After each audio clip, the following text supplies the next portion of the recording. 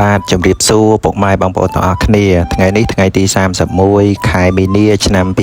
2025នេះគឺជាឆ្មាដែលនៅបន្ទប់ជួលខ្ញុំមានទាំងអស់3ក្បាលហើយថ្ងៃនេះមកដាក់ចំណីឲ្យវាស៊ីតាមពិតទៅចំណីវាស៊ីហ្នឹងមកហូបខ្ញុំដែរថ្ងៃហ្នឹងខ្ញុំបានទិញកែបបោកចំនួន5000បាយ1000ទាំងអស់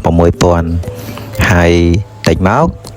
ក៏ចែកចម្លែកទៅកាន់ឆ្មារបស់ខ្ញុំគិតថាឆ្មាខ្ញុំព្រោះឥឡូវវានៅពេញមកផ្ទះខ្ញុំហើយបាទដាក់ឲ្យវាស៊ីប៉ុន្តែដោយសារតែបាយវាក្តៅអញ្ចឹងខ្ញុំត្រូវលាយបាយដាក់នៅចានស្នោហើយខ្ញុំយកវាទៅក្លាសេនៅទូទឹកកកសិនបាទក្លាសេនៅទូទឹកកកឲ្យវាត្រជាក់សិនបាទឲ្យវាត្រជាក់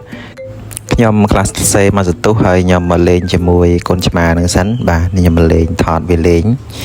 តម្រាំតែបាយត្រជាក់ខ្ញុំដាក់ឲ្យវាស៊ីហើយ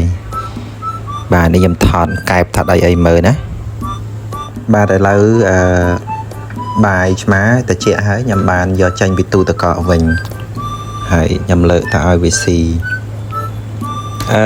តាមពិតទៅវានៅខ្លាចខ្ញុំទេវានៅផ្អើលដោយសារតែខ្ញុំទៅតែ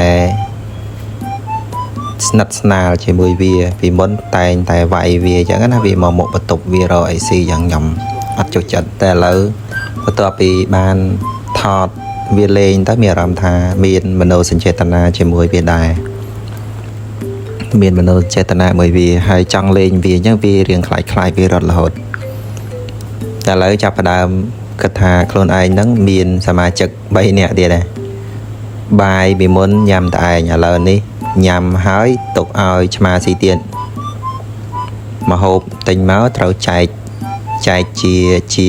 3ចំណែក2ចំណែកខ្ញុំមកចំណែកទៀតឆ្មារបស់ខ្ញុំទាំង3ហ្នឹងចឹងពុកម៉ែបងប្អូនទស្សនាសកម្មភាពឆ្មារបស់ខ្ញុំស៊ីកែបបោកជាមួយនឹងបាយសូមទស្សនាដូចតទៅ